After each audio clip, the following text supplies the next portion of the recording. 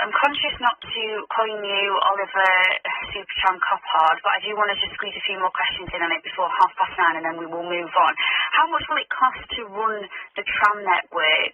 Who pays for that? And also, Harry has emailed us, sorry to bombard you, but I want to squish it in. Will you be getting new trams to replace the very old ones? Yeah, so that's what we have to do. We have to get some new trams in, and that's one of the reasons why we've had to have this negotiation with government and why we've now committed £100 million to the renewal of the tram network, because we need not just the new infrastructure like on the roads, not the rails and the overhead lines and the stops, like I said, but also to get new trams as well, because also we've got tram train technology now, which is the technology that takes the tram out to Rotherham. They're different types of trams, so we need to invest in all of that. And as you can imagine, a new tram, it's not cheap. How much is it?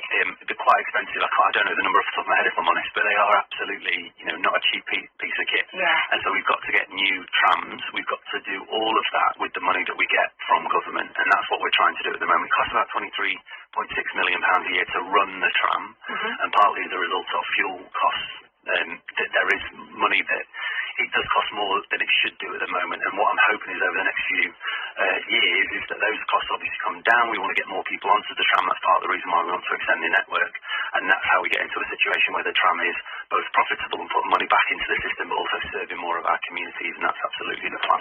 And then about on tram fares as well, didn't they go up recently and then they're going up again? So we're actually subsidising fares on the tram because, like I say, unlike with bus fares, we get a bit of money to fund bus fares to stay at £2. So we brought that in early. We used our own money in South Yorkshire to keep bus fares low at £2.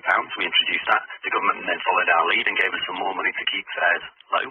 But what they didn't do is give us any money to keep tram fares low. So we have kept tram fares lower than they should be, albeit they are different to a bus fare. We're doing our very best to keep fares low across the system because lots of people, the tram is basically just their public transport option. They don't have buses in some parts of South Yorkshire where the tram does serve them. So we need to try and keep the tram fares as low as possible too, albeit it's difficult because, like I say, the government don't give us any money to keep those fares low, so we have to find a way to do that locally.